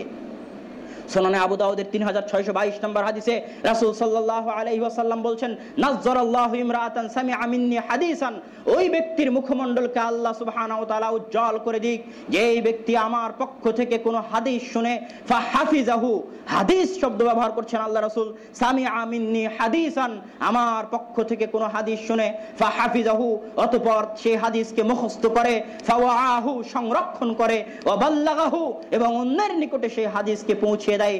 কেননা হতে পারে যে আমার নিকট থেকে হাদিস শুনছে তার চাইতে যার নিকটে পৌঁছানো হচ্ছে সে বেশি ফকিহ বা জ্ঞানবান হবে এবং আমার হাদিস থেকে অনেক মাসলা, অনেক উপদেশ এবং অনেক দিক নির্দেশনা বের করতে পারবে। হাদিস সহিহ আবু দাউদ 3622 নম্বর হাদিস। এই হাদিসে রাসূল সাল্লাল্লাহু আলাইহি ওয়াসাল্লাম হাদিস মুখস্থ করা, হাদিস পৌঁছিয়ে দেওয়া এবং সেই হাদিস থেকে ফিকহ বের করে তার উপর আমল করার কথা বলছেন। যদি হাদিস সংরক্ষণের কোনো প্রয়োজনই না থাকে, হাদিসের উপর আমল করারই প্রয়োজন না থাকে, তাহলে হাদিস সংরক্ষণ করার জন্য, হাদিস মুখস্থ করার জন্য রাসূলের এই সুসংবাদের কোনো ভ্যালু নাই। হাদিসের উপর আমল করতে হবে বলেই রাসূল সাল্লাল্লাহু আলাইহি ওয়াসাল্লাম হাদিস সংরক্ষণের কথা বলছেন। শুধু তাই নয়, রাসূল সাল্লাল্লাহু আলাইহি ওয়াসাল্লাম বহু হাদিসে বলেছেন, মান কাযাবা আলাইয়া মুতাআম্মিদান, যে ব্যক্তি আমার উপর মিথ্যা আরোপ করবে, ফালইয়াতাবাওয়া মাকআদাহু মিনান নার, তার থাকার জায়গা হবে জাহান্নাম। অন্য হাদিসে তিনি স্পষ্টভাবে বলছেন, মাই ইউহাদ্দিসু, যে ব্যক্তি হাদিস বর্ণনা করবে, ফায়ুরা, সে দেখবে, মনে করবে যে হাদিসটা মিথ্যা, তারপরও বর্ণনা করবে, তাহলে সে কাযযাব, সে মিথ্যুক। রাসূল সাল্লাল্লাহু আলাইহি ওয়াসাল্লাম তার নামে হাদিস যেন মানুষ মিথ্যা বর্ণনা না করে এই বিষয়ে কঠোর হুঁশিয়ারি প্রদান করেছেন। যদি হাদিসের উপর আমলই করার প্রয়োজন না থাকে, তাহলে হাদিসের নামে মিথ্যারোপকারীর বিরুদ্ধে এই কঠোর হুঁশিয়ারির প্রয়োজন কি? এই কঠোর হুঁশিয়ারি এটাই প্রমাণ করে যে রাসূলের হাদিসের উপর আমল করতে হবে। তাই আল্লাহ রাসূল চাচ্ছেন তার হাদিস যেন সংরক্ষণ থাকে, কিয়ামত পর্যন্ত তার হাদিসের মধ্যে যেন মিথ্যা কথা ঢুকানো না হয় এবং মিথ্যা কথা পরিচালনা করা না হয়। সম্মানিত উপস্থিতি, শুধু হাদিস দিয়ে নয়, চলুন সাহাবায়ে কেরামের বুঝ দিয়ে দেখি যে সাহাবায়ে কেরাম এটাই বুঝতেন যে রাসূলের হাদিসের উপর আমল করতে হবে। ইবনে মাজার 18 নম্বর হাদিসে উবাদা ইবনে সামিত রাদিয়াল্লাহু তাআলা আনহু থেকে বর্ণিত, তিনি বলছেন, গাজা, তিনি একদা যুদ্ধ করছিলেন মা মুআবিয়া রাদিয়াল্লাহু তাআলা আনহুর সাথে ফি আরজির রোম, রোমদের এলাকায় মুআবিয়া রাদিয়াল্লাহু তাআলা আনহুর সাথে উবাদা বিন সামিত যুদ্ধ করছিলেন। ফায়ারা, তিনি যুদ্ধ করতে করতে দেখলেন যে মানুষরা স্বর্ণ রৌপ্যের ক্রয় বিক্রয়, সুদি ক্রয় বিক্রয় করছে। তখন তিনি বললেন যে এটা সুদ, রাসূল সাল্লাল্লাহু আলাইহি ওয়াসাল্লাম সুদকে হারাম করেছেন। এই কথা শোনার পর মুআবিয়া রাদিয়াল্লাহু তাআলা আনহু বলছেন, লা আরা যালিক, আমি এটাকে সুদ মনে করি না। তখন উবাদা বিন সামিত, রাসূলের সাহাবী, বলছেন, উহাদ্দিসুকা আন রাসূলিল্লাহ, আমি উবাদা বিন সামিত তোমাকে রাসূলের হাদিস শোনাচ্ছি যে রাসূলের হাদিস হচ্ছে এটা সুদ। ওয়া তুহাদ্দিসুকা আন নাফসি আন রাইকা, আর তুমি তোমার নিজের বিবেকের কথা শোনাচ্ছ। এরপরে উবাদা বিন সামিত বলছেন, ওয়াল্লাহি, আল্লাহর কসম, লা উসাকিনু, আমি ওই দুনিয়াতে ওই জমিনে থাকবো না, লাকা আলাইয়া ফিহা ইমরাতুন, যেই জমিনে যেই মাটিতে তোমার মতো শাসক আমার উপর শাসন করবে। এই বলে তিনি বের হয়ে গেলেন। ফালাম্মা কাফালা ওয়া ওয়াসালা বিল মাদিনা, তিনি রোম থেকে বেরিয়ে গেলেন এবং মদিনায় পৌঁছলেন। তখন মদিনার পুরো ইসলামী খেলাফতের শাসক ছিলেন দ্বিতীয় খলিফা ওমর রাদিয়াল্লাহু তাআলা আনহু। ওমর রাদিয়াল্লাহু তাআলা আনহু উবাদা বিন সামিতকে জিজ্ঞেস করছেন যে মা হামালাকা মা ওয়াসালাকা, হে উবাদা বিন সামিত, তোমাকে কি জিনিস, কি কারণে তুমি রোম থেকে আজকে মদিনায় চলে এসেছো? ফাকাসসা আলাইহি কিসসাতান, তখন উবাদা বিন সামিত পুরো কিসসা ওমর রাদিয়াল্লাহু তাআলা আনহুকে শোনালেন। এই কিসসা শোনার পর ওমর রাদিয়াল্লাহু তাআলা আনহু বলছেন, কবাহাল্লাহু আরদান লাস্তা ফিহা, ওই জমিনকে আল্লাহ সুবহানাহু ওয়া তাআলা ধ্বংস করে দিন যেই জমিনে তোমার মতো লোকেরা থাকতে পারে না, যেই জমিন থেকে তোমার মতো লোকেরা বের হয়ে যায়, তোমার মতো তাকওয়াবান পরহেজগার রাসূলের সাহাবীরা যেই জমিন থেকে বের হয়ে যায়, ওই জমিনকে আল্লাহ ধ্বংস করে দিন। ইরজি ইলা রোম, তুমি রোমে ফিরে যাও। এই কথা বলে উবাদা বিন সামিতকে তিনি রোমের উদ্দেশ্যে পাঠিয়ে দিলেন। ওয়া কাতাবা ইলা মুআবিয়া, আর খলিফা ওমর ইবনুল খাত্তাব একটা চিঠি লিখলেন মুআবিয়া রাদিয়াল্লাহু তাআলা আনহুর নিকটে এবং বললেন, লা ইমরাতা লাকা আলাইহি, উবাদা বিন সামিতের উপর তোমার কোনো কর্তৃত্ব চলবে না। ইহমালিন নাস আলা মা ক্বাল, উবাদা বিন সামিত বলছে যেটা বলছে ওটাই মানুষকে করতে বাধ্য করাও। ফা ইন্নাহু হুয়াল আমর, কেন না এটাই রাসূল সাল্লাল্লাহু আলাইহি ওয়াসাল্লামের নির্দেশ। ইবনে মাজাহ 18 নম্বর হাদিস। এই হাদিসের মধ্যে আমার বক্তব্য হচ্ছে ওই জায়গায় যেখানে উবাদা বিন সামিত বলছেন, ওয়াহাদ্দিসুকা, আমি হাদিস শোনাচ্ছি আল্লাহর রাসূলের পক্ষ থেকে, আর তুমি তোমার বিবেকের কথা বলছো। এই কথা বলে উবাদা বিন সামিত রোম ছেড়ে মদিনায় আসলেন। কেন? রাসূলের হাদিসের অমান্য করা হচ্ছে তাই। সুন্নাত শব্দ ব্যবহার করেননি, তোমাদের মন গড়া সুন্নাত শব্দ ব্যবহার করেননি। বোঝা যাচ্ছে সাহাবায়ে কেরাম এটাই বুঝতেন যে রাসূলের হাদিসকেই মানতে হবে, রাসূলের হাদিসের অপমান তারা সহ্য করতেন না। ইবনে মাজার একই অধ্যায়ের 16 নম্বর হাদিস দেখুন, 17 নম্বর হাদিস দেখুন। আব্দুল্লাহ বিন ওমর রাদিয়াল্লাহু তাআলা আনহু তার সন্তানের উপর ক্ষেপে গেলেন, ওয়াসাব্বা সাব্বান শাদীদা, এবং অনেক ধমক দিলেন। এমন ক্ষেপা তিনি কোনোদিন ক্ষেপেননি। কেন? আব্দুল্লাহ বিন ওমর হাদিস শোনাচ্ছিলেন, সেই হাদিস তার ছেলে মানছিল না। আব্দুল্লাহ বিন মুগাফফালের হাদিস পড়েন ইবনে মাজাহ 16-17 নম্বর হাদিস, যে আব্দুল্লাহ বিন মুগাফফাল তিনি তার ভাতিজার সাথে কথা বন্ধ করে দিলেন, বললেন, লা উকাল্লিমুকা আবাদা, আমি তোমার সাথে কোনোদিন কথা বলবো না। কেন? হাদিস শোনাচ্ছিলেন আর সে হাদিস মানছিল না। শুধু তাই নয়, আরো দেখুন মুয়াত্তা মালিক 1678 নম্বর হাদিস। একদা আবু মুসা আশআরী রাদিয়াল্লাহু তাআলা আনহু ওমর রাদিয়াল্লাহু তাআলা আনহুর বাড়িতে গেলেন এবং গিয়ে 3 বার সালাম দিলেন। সালাম দেওয়ার পর কোনো জবাব না পেয়ে তিনি ফিরে চলে আসলেন। পরবর্তীতে ওমর রাদিয়াল্লাহু তাআলা আনহু যখন তাকে জিজ্ঞেস করছে, তখন আবু মুসা আশআরী বলছেন যে ক্বালা রাসূলুল্লাহ সাল্লাল্লাহু আলাইহি ওয়াসাল্লাম, আল্লাহর রাসূল বলেছেন, আল ইস্তিযানু সালাসুন, অনুমতি চাওয়া 3 বার। ফাইন উযিনা ফাদখুল, যদি অনুমতি দেওয়া হয় প্রবেশ করো, ওয়া ইল্লা ফারজি, আর যদি অনুমতি না পাও তাহলে ফিরে আসো। হাদিস শোনালেন আল্লাহর রাসূলের। তখন ওমর রাদিয়াল্লাহু তাআলা আনহু বলছেন, তোমার এই হাদিসের পক্ষে দলিল পেশ করো। আবু মুসা আশআরী ফিরে চলে আসলেন মসজিদে নববীতে এবং আবু সাঈদ খুদরিকে সাথে করে নিয়ে গিয়ে দলিল পেশ করলেন। বোঝা যাচ্ছে ওমর রাদিয়াল্লাহু তাআলা আনহুর নিকটে দলিল ছিল রাসূলের হাদিস। শুধু তো এতটুকুই যথেষ্ট ছিল যে আবু মুসা আশআরী করেছেন, কিন্তু করাটাকে তিনি গ্রহণ করেননি যতক্ষণ না প্রমাণ হচ্ছে যে এটা আল্লাহ রাসূলের হাদিস। শুধু তাই নয়, ওমর রাদিয়াল্লাহু তাআলা আনহু তার খেলাফত আমলে তার অনেক সিদ্ধান্ত রাসূলের হাদিস পাওয়ার পর পরিবর্তন করেছেন। খুলুন ইমাম শাফির কিতাব আর রিসালা, আর রিসালা গ্রন্থের 423 নম্বর পৃষ্ঠায় ইমাম শাফি রাহিমাহুল্লাহ আল হুজ্জাতু ফি তাসাব্বুত খাবরিল ওয়াহিদ অধ্যায়ে, আল হুজ্জাতু ফি তাসাব্বুত খাবরিল ওয়াহিদ অধ্যায়ে ওমর রাদিয়াল্লাহু তাআলা আনহু থেকে অনেক ঘটনা নিয়ে এসেছেন, যেই ঘটনাগুলো প্রমাণ করে যে ওমর রাদিয়াল্লাহু তাআলা আনহু রাসূলের হাদিস পাওয়ার পর নিজের সিদ্ধান্ত পরিবর্তন করতেন। তার মধ্যে অন্যতম একটা ঘটনা হচ্ছে, ওমর রাদিয়াল্লাহু তাআলা আনহু জানতেন যে হাত কাটার দিয়াত 50টা উট, কিন্তু তিনি এটা জানতেন না যে সব আঙ্গুল, এই আঙ্গুলগুলোর দিয়াত সমান, এটা তিনি জানতেন না। তিনি আঙ্গুলগুলোর মর্যাদা এবং আঙ্গুলগুলোর ব্যবহার ও কার্যকারিতাকে সামনে রেখে বৃদ্ধা আঙ্গুলের জন্য 15টা উট, এই শাহাদাত আঙ্গুলের জন্য 10টা উট, মধ্যমা আঙ্গুলের জন্য 10টা উট, এই অনামিকার জন্য 9টা উট এবং কনিষ্ঠ আঙ্গুলের জন্য 6টা উট নির্ধারণ করলেন। এই বলে তিনি ফায়সালা দিয়ে দিলেন। তারপরে আমর বিন হাজমের হাদিস ওমর রাদিয়াল্লাহু তাআলা আনহুর নিকটে পৌঁছলো, যে হাদিস প্রমাণ করে যে 5টা আঙ্গুলেরই দিয়াত সবগুলোরই 10 10 10 10, কোনো পার্থক্য নাই। সাথে সাথে ওমর রাদিয়াল্লাহু তাআলা আনহু তার ফায়সালা পরিবর্তন করলেন। ওমর রাদিয়াল্লাহু তাআলা আনহু যুদ্ধাভিযান যখন চালাচ্ছেন, তখন একদা এক প্রকার অগ্নি পূজকদের এলাকা তিনি জয় করে ফেললেন। তখন তিনি বিপদে পড়লেন যে কোরআনের আয়াত তো পাওয়া যায় যে আহলে কিতাবদের নিকট থেকে জিজিয়া বা কর বা ট্যাক্স নাও এবং তাদেরকে থাকতে দাও, তারা যদি জিজিয়া কর ট্যাক্স দিতে চায়, কিন্তু অগ্নি পূজকদের কথা তো কোরআনের আয়াতে নাই, তাহলে আমি কি করি? তখন আব্দুর রহমান বিন আউফ তাকে হাদিস শোনালেন যে আল্লাহর রাসূল বলেছেন অগ্নি পূজকদের নিকট থেকেও ট্যাক্স নিতে হবে। তখন তিনি অগ্নি পূজকদের নিকট থেকেও ট্যাক্স নিলেন। এইভাবে একাধারে অনেক ঘটনা ইমাম শাফি রাহিমাহুল্লাহ তার কিতাবুর রিসালার 423 নম্বর পৃষ্ঠায় আল হুজ্জাতু ফি তাসাব্বুতি খাবরিল ওয়াহিদ অধ্যায়ে নিয়ে এসেছেন। তারপরে ইমাম শাফি রাহিমাহুল্লাহর এবার কথা শুনুন। এই হাদিসগুলো পেশ করার পর, এই ঘটনাগুলো পেশ করার পর ইমাম শাফি রাহিমাহুল্লাহ বলছেন যে এই ঘটনাগুলো প্রমাণ করে, এই ঘটনাগুলো দলিল দেয় যে কবুল খাবরিল ওয়াহিদ ইদা সাবাতা, যখনই হাদিস সহিহ বলে প্রমাণ হয়ে যাবে তখনই সেই হাদিসকে গ্রহণ করতে হবে। দুই অবস্থায় তখনই সেই হাদিসকে গ্রহণ করতে হবে, দুই অবস্থায়। যদিও ওই হাদিসের উপর দুনিয়ার কারো আমল না থাকে, তবুও যদি ওই হাদিসের উপর মানুষের আমল থাকে, তাহলে মানুষের আমল ছেড়ে দিয়ে তারা কালি হাদিসে রাসূলুল্লাহ লি খাবারে রাসূলুল্লাহ, যদি মানুষের আমল অন্যটা থাকে তাহলে হাদিস পাওয়ার জন্য মানুষের আমল ছেড়ে দিয়ে রাসূলের হাদিসের অনুসরণ করতে হবে। দুই অবস্থায় হাদিস সহিহ প্রমাণ হলে আমল করতে হবে। যদি ওই হাদিসের উপর কারো আমল না থাকে তবুও করতে হবে।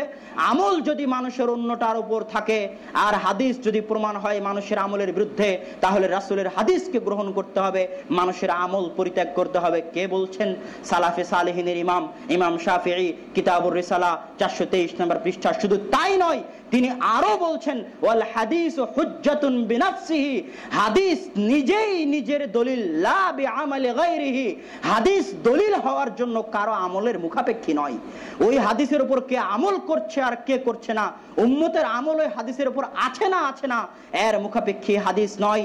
এই কথাকে সামনে রেখেই ইমাম নাসিরউদ্দিন আলবানী রাহিমাহুল্লাহর একটা আলাদা বই আছে, আল হাদিস হুজ্জাতুন বিনাফসিহি, হাদিস নিজেই নিজের দলিল, কারো আমল করা না করার পরোয়া হাদিসের উপর আমল করার সময় করা হয় না। এই কথা কার? ইমাম শাফি রাহিমাহুল্লাহর। এবার চলুন আরেকজন সালাফ ইমাম মালিক রাহিমাহুল্লাহ, সুনানুল কুবরা বাইহাকির 364 নম্বর হাদিস এবং ইবনে আবি হাতিমের লেখা আল জারাহ ওয়া তা'দিল গ্রন্থের প্রথম খণ্ডের 31 নম্বর হাদিস ইমাম মালিকের পক্ষ থেকে বর্ণনা করা হচ্ছে যে ইমাম মালিক রাহিমাহুল্লাহকে জিজ্ঞেস করা হয়েছিল ওযু করার সময় পায়ের আঙ্গুলগুলি খিলাল করা মানে হচ্ছে পায়ের আঙ্গুলের মাঝে হাতের আঙ্গুল দিয়ে কচলানো, এটাকে বলা হয় খিলাল করা।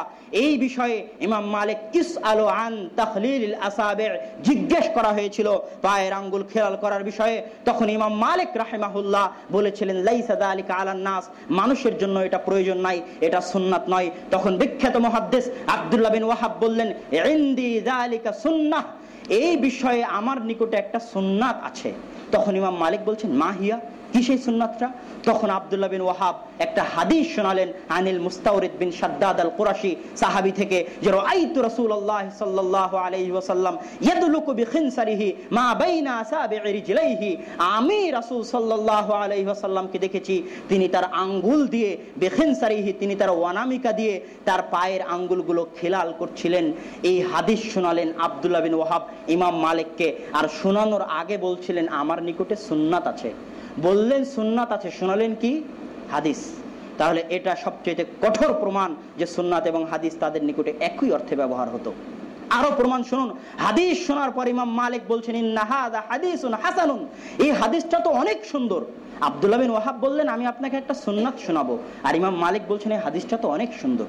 তারপরে আব্দুল্লাহ বিন ওয়াহাব বলছেন তারপরে ইমাম মালিককে যতবারই জিজ্ঞেস করা হয়েছে পায়ে খিলাল করার বিষয়ে, ততবারই ইমাম মালিক বলেছেন ফা আমারা বিযালিকা, এই বিষয়ে তিনি মানুষকে বলেছেন যে তোমরা পায়ের আঙ্গুল খিলাল করবে, এটা রাসূলের সুন্নাত।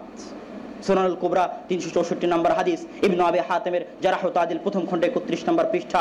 এই হাদিস একাধারে দুইটা জিনিস প্রমাণ করে, হাদিস এবং সুন্নাতের মধ্যে সালাফে সালেহিনের নিকট কোনো পার্থক্য ছিল না। দ্বিতীয়ত, হাদিস পেয়ে গেলে সালাফে সালেহিন নিজের মত ছেড়ে দিতেন এবং হাদিসের উপর আমল করতেন। চলুন ইমাম নাবাবী রাহিমাহুল্লাহর কথা এবার আসি। ইমাম শাফিঈ গেল, ইমাম মালিক গেল, ইমাম নাবাবী রাহিমাহুল্লাহ তার মুসলিমের ব্যাখ্যা গ্রন্থের 8ম খণ্ডের 56 নম্বর পৃষ্ঠায় বলছেন ইযা সাবাতাতিস সুন্নাহ, যখন হাদিস সহিহ হয়ে যায় ফালা তুতরাক, তখন এই হাদিসকে ছাড়া হবে না, লিতারকি বা'দিন নাস আও কুল্লিহিম, কোন মানুষ সেই হাদিসের প্রতি আমল করে না এই কথা বলে, বা কোন মানুষের সেই হাদিসের উপর আমল নাই এই কথা বলে সেই হাদিসকে ছাড়া হবে না।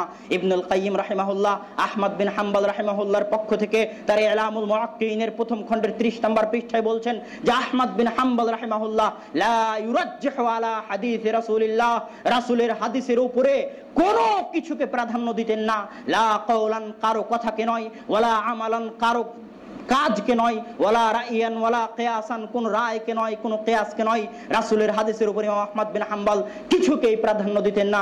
ইবনুল কাইয়িম ইলামুল মুআক্কিন 1ম খণ্ডের 30 নম্বর পৃষ্ঠা। সম্মানিত উপস্থিতি, সালাফে সালেহিনের পক্ষ থেকে দলিল দিয়ে বোঝানোর চেষ্টা করলাম যে আমি এবং আপনি হাদিস মানতে বাধ্য। সালাফে সালেহিন হাদিস মানতেন, হাদিসই হুজ্জাত, হাদিসই দলিল। যারা হাদিসকে অস্বীকার করতে চায়, হাদিস এবং সুন্নাতের মধ্যে পার্থক্য করার নামে, তাদের উদ্দেশ্যে শেষ কথা হচ্ছে যে ভারত উপমহাদেশ, ভারত পাক, বাংলাদেশ পাকিস্তান, ভারত বাংলাদেশের সবচেয়ে বড় দাজ্জাল, সবচেয়ে বড় কাযযাব, দাজ্জালুম মিনাদ দাজাজিলা ওয়া কাযযাবুম মিনাল কাযযাবিন, গোলাম আহমদ কাদিয়ানী, মিথ্যুক নবীর দাবিদার গোলাম আহমদ কাদিয়ানী। যেই গোলাম আহমদ কাদিয়ানী বিখ্যাত আহলে হাদিস আলেম সানাউল্লাহ অমৃতসরী রাহিমাহুল্লাহর সাথে মুবাহালা করে মুবাহালায় পরাজিত হয়ে বাথরুমে ল্যাট্রিনের মধ্যে উল্টে পড়ে মারা গেছিল, সেই গোলাম আহমদ কাদিয়ানী তার লিখিত বই রুহানি খাজাইন, রুহানি খাজাইন তো নয়, শয়তানি খাজাইন, সেই রুহানি খাজাইনের মধ্যে 19 নম্বর খণ্ডের 61 নম্বর পৃষ্ঠায় খুলুন, আমি নিজে তার বই পড়েছি, কাযযাবুম মিনাল কাযযাব ওয়া দাজ্জালুম মিনাদ দাজাজিলা। গোলাম আহমদ কাদিয়ানী তার লিখিত বই রুহানি খাজাইনের 19 খণ্ডের 61 নম্বর পৃষ্ঠায় বলছে आपको ये धोखा ना लगे कि हदीस और सुन्नत एक है, हदीस तो 100-150 बार जमा की गई और सुन्नत तो रसूल के जमाने में थे। आपको ये धोखा ना लगे, আপনার যেন এটা ধোঁকা না হয় যে হাদিস এবং সুন্নাত এক। হাদিস তো 100-150 বছর পর জমা করা হয়েছে, আর সুন্নাত তো রাসূলের যুগেও ছিল। তাহলে এবার বলেন হাদিস এবং সুন্নাতের মধ্যে পার্থক্য করার এই মাযহাব কার মাযহাব? গোলাম আহমদ কাদিয়ানীর মাযহাব। যে গোলাম আহমদ কাদিয়ানী আজীবন চেষ্টা করেছে রাসূলের হাদিসকে অস্বীকার করার, রাসূলের হাদিসকে পদদলিত করার, আর আমি দলিল দিয়ে আপনাদের সামনে প্রমাণ করলাম যে হাদিস এবং সুন্নাতের মধ্যে কোনো পার্থক্য নাই। সম্মানিত উপস্থিতি, সুতরাং এই কথা স্পষ্ট, যারা হাদিস এবং সুন্নাতের মধ্যে পার্থক্য, রাসূলের হাদিসকে অস্বীকার করতে চায়, তারা গোলাম আহমদ কাদিয়ানীর মানুষ পুত্র। পরিশেষে বলতে চাই, আরো একটা অভিযোগ তারা পেশ করেছে যে আপনি রাসূল সাল্লাল্লাহু আলাইহি ওয়াসাল্লাম দাঁড়িয়ে পেশাব করতেন, তাহলে কি সব সময় দাঁড়িয়ে পেশাব করতে হবে? দাঁড়িয়ে পেশাব করাও কি সুন্নাত? রাসূল ওযু করার পর স্ত্রীকে চুমা দিলেন, তাহলে স্ত্রীকে চুমা দেওয়া কি সুন্নাত? এটা আর কি জবাব দিবেন? আসলে বোকা হলে এতই বোকা হয়। হ্যাঁ, সুন্নাত মূলত 3টা। সুন্নাত খুব মনোযোগ দিয়ে শুনুন, সুন্নাত মূলত 3টা। একটা হচ্ছে ইসলামের মৌলিক শারঈ ভিত্তি 2টা জিনিস, একটার নাম কিতাব, উল্লাহ তথা আল্লাহর কিতাব কোরআন, আর আরেকটার নাম সুন্নাত, যেটাকে হাদিসও বলা হয়, যেটাকে খাবারও বলা হয়, যেটাকে আসারও বলা হয়। এটা হলো একটা সুন্নাত, যে ইসলামের মৌলিক ভিত্তি দুইটা জিনিস, তার মধ্যে একটা কি সুন্নাত, আর আরেকটা হচ্ছে ভিত্তি থেকে নির্গত হুকুম।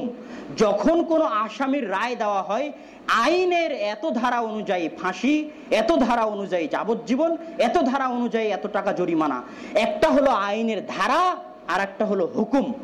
কথা কি বুঝতে পারছেন?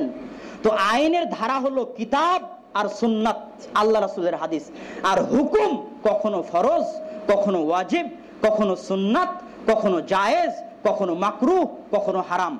কথা কি বুঝতে পারছেন?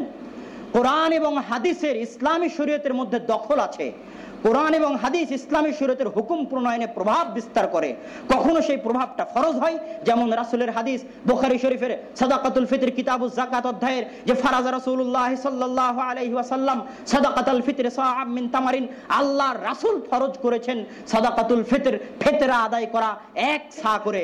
তাহলে এটা হাদিস আর হুকুম কি? ফরজ। সাদাকাতুল ফিতরের উপর হাদিস আর হুকুম হচ্ছে ফরজ। তো কখনো হাদিস ফরজ হওয়ার উপর প্রমাণ বহন করে, কখনো হাদিস সুন্নাত, হুকুমের মধ্যে একটা সুন্নাত আছে, সেই সুন্নাত হওয়ার প্রমাণ বহন করে। যেমন আল্লাহ রাসূল বলেছেন, যে ব্যক্তি দৈনিক 12 রাকাত সালাত আদায় করবে আল্লাহ সুবহানাহু ওয়া তাআলা তার জন্য জান্নাতে ঘর নির্মাণ করবেন। এটা হাদিস, আর হুকুম হলো সুন্নাত। আর এই যে দাঁড়িয়ে পেশাব করা, তারপরে ওযু করার পর স্ত্রীকে চুম্বন করা, এটা হাদিস, আর এখান থেকে নির্গত হুকুম হচ্ছে জায়েজ। কথা বুঝতে পারছেন? যদি কারো প্রয়োজন পড়ে তাহলে সে দাঁড়িয়ে পেশাব করতে পারবে। যদি কেউ প্রয়োজন বশত তার স্ত্রীকে চুমা দেয় তাহলে তার ওযু ভাঙবে না। জায়েজ, দলিল হাদিস। কথা বুঝতে পারছেন? এই গেল দুইটা সুন্নাত, একটা সুন্নাত মৌলিক মানদণ্ড, আর একটা সুন্নাত হুকুম সুন্নাত। আর তৃতীয় সুন্নাত, তারা যে বলছে যে আমরা সুন্নাত মানি, কেন আমরা আহলে সুন্নাত, তাই অথচ তাদের মন গড়া সুন্নাত মানার নাম আহলে সুন্নাত নয়। কিসের নাম আহলে সুন্নাত বলেন তো? সহিহ মুসলিম খুলুন, মুকাদ্দামা মুসলিমের 27 নম্বর হাদিসে ইবনু সিরিন রাহিমাহুল্লাহ বলছেন যে আমরা মানুষকে জিজ্ঞেস করতাম না রাসূলের সানাদ সম্পর্কে, হাদিসের সানাদ সম্পর্কে, কিন্তু যখন ফিতনার যুগ শুরু হয়ে গেল, ফায়ুনজারু ইলা আহলে সুন্নাহ, তখন দেখা হতো যে রাবি বর্ণনা করছে সে কি আহলে সুন্নাত না আহলুল বিদআত। যদি আহলে সুন্নাত হতো ফায়ুখাজ, যদি আহলুল বিদআত হতো তাহলে তার হাদিস গ্রহণ করা হতো না। এখানে ইবনু সিরিন আহলুস সুন্নাত বলেছেন কাদের বিপরীতে? খারিজিদের বিপরীতে, মুরজিয়াদের বিপরীতে, তথা ভ্রান্ত আকীদায় বিশ্বাসী ফেরকাগুলোর বিপরীতে। তথা আহলে সুন্নাত তারা যারা সহিহ আকীদায় বিশ্বাসী, ভ্রান্ত আকীদায় বিশ্বাসীরা আহলুস সুন্নাত নয়। প্রমাণ এই হাদিস। আর তোমাদের মন গড়া সুন্নাতের উপর আমল করার নামও সুন্নাত নয়। আহলুস সুন্নাত হচ্ছে তারাই যারা ভ্রান্ত আকীদায় বিশ্বাসী ফেরকাগুলোর বিপরীতে সঠিক আকীদা রাখে তারা। সম্মানিত উপস্থিতি, বক্তব্যের শেষাংশে এসে, সময় অনেক কম, অল্প সময়, শেষাংশে এসে বলতে চাই যে তারা রাসূলের হাদিসকে অস্বীকার করতে চায় আরেকটা বিষয়ের মাধ্যমে, যে মুহাদ্দিসিন ইকরামের হাদিস তাহকিকের মূলনীতিকে তারা অস্বীকার করে, এই মূলনীতির উপর অভিযোগ উত্থাপন করে। তাদের এই মূলনীতির উপর অভিযোগ উত্থাপনের প্রথম কথা হচ্ছে যে মুহাদ্দিসরা শুধু ঔষধ জমাকারীর মতো, ঔষধ সাপ্লাইকারীর মতো প্রেসক্রিপশন লেখার যোগ্যতা তাদের নাই। মুহাদ্দিসরা শুধু সাংবাদিকদের মতো যে সংবাদ লিখে দেয়, কিন্তু সংবাদ বিশ্লেষণ করার ক্ষমতা মুহাদ্দিসদের নাই, নাউযুবিল্লাহ। তথা তারা এটা বলতে চায় যে মুহাদ্দিসদের ফিকহি জ্ঞান নাই। সুতরাং মুহাদ্দিসরা যখন হাদিস তাহকিক করে তখন তারা শুধু সানাদ দেখে, হাদিসের মাতান বা টেক্সট দেখে না। এই জন্য মুহাদ্দিসদের তাহকিককে বিশ্বাস করা যাবে না। এই মতবাদ অনেকেই বিশ্বাস করতেন। তার মধ্যে সৈয়দ আবুল আলা মওদুদি তার তাফহিমাত আউয়ালের 300 থেকে 320 পৃষ্ঠার মধ্যে এটার কথা বলেছেন। তবে আবুল আলা মওদুদি রাহিমাহুল্লাহ সম্পর্কে তেমন কিছু নিশ্চিত বলা যায় না। তিনি কখনো হাদিসের পক্ষে অবস্থান নিয়েছেন, কখনো হাদিসের মধ্যে যেই জিনিসগুলো সন্দেহ সৃষ্টি করবে সেই কথাগুলো বলেছেন। তিনি সরাসরি মুনকিরিনে হাদিস নন, কিন্তু তার কথা থেকে মুনকিরিনে হাদিসরা দলিল পায়। যেমন এটা একটা কথা। এটার জবাব কি দিবেন? একই কথা বলেছে দারুল উলুম দেওবন্দের অন্যতম একজন মুহাদ্দিস আব্দুল্লাহ মারুফি তার হাদিস আর ফাহমে হাদিস নামে একটা বইয়ে, যে মুহাদ্দিসদের ফিকহি জ্ঞান ছিল না, নাউযুবিল্লাহ। অথচ মুহাদ্দিসরাই হচ্ছে দুনিয়ার বুকে সবচেয়ে বড় ফকিহ। প্রমাণ নেবেন মুকাদ্দামা ইবনে খালদুনের প্রথম খণ্ডের 256 নম্বর পৃষ্ঠা খুলুন। মুকাদ্দামা ইবনে খালদুনের লেখক ইমাম ইবনে খালদুন বলছে, ওয়ান কাসামাল ফিকহু ইলা তারিকাতাইন, ফিকহ দুই ভাগে ভাগ হয়ে গেছে। তরিকাতু আহলির রায়, একটা আহলুর রায়দের ফিকহ, ও তরিকাতু আহলিল হাদিস, আর একটা হচ্ছে আহলুল হাদিস বা আহলুল হিজাজদের ফিকহ। এইখানে মুকাদ্দামা ইবনে খালদুনের লেখক বলেছেন ফিকহ দুই ভাগে ভাগ হয়ে গেছে, তথা মুহাদ্দিসদেরও ফিকহ তাহলে ছিল। আল মিলাল ওয়ান নিহাল খুলুন, ইমাম শাহরাস্তানি লেখা প্রথম খণ্ডের 205 নম্বর পৃষ্ঠা। ইমাম শাহরাস্তানি বলছেন তার আল মিলাল ওয়ান নিহার প্রথম খণ্ডের 205 নম্বর পৃষ্ঠায় যে আল মুজতাহিদুনা, মুজতাহিদরা দুই ভাগে বিভক্ত। তিনি শব্দ ব্যবহার করেছেন মুজতাহিদ তথা যাদের ফিকহি জ্ঞান আছে। মুজতাহিদরা দুই ভাগে বিভক্ত। উম্মতের মুজতাহিদরা এক, আহলুর রায় তথা আহলুল ইরাক।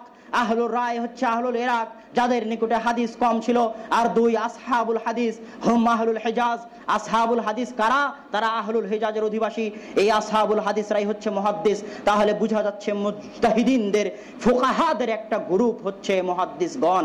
আরো প্রমাণ নেবেন, আজকের বিশ্বে সবচেয়ে প্রচলিত এবং বহুল প্রসিদ্ধ মাযহাব হচ্ছে চারটা।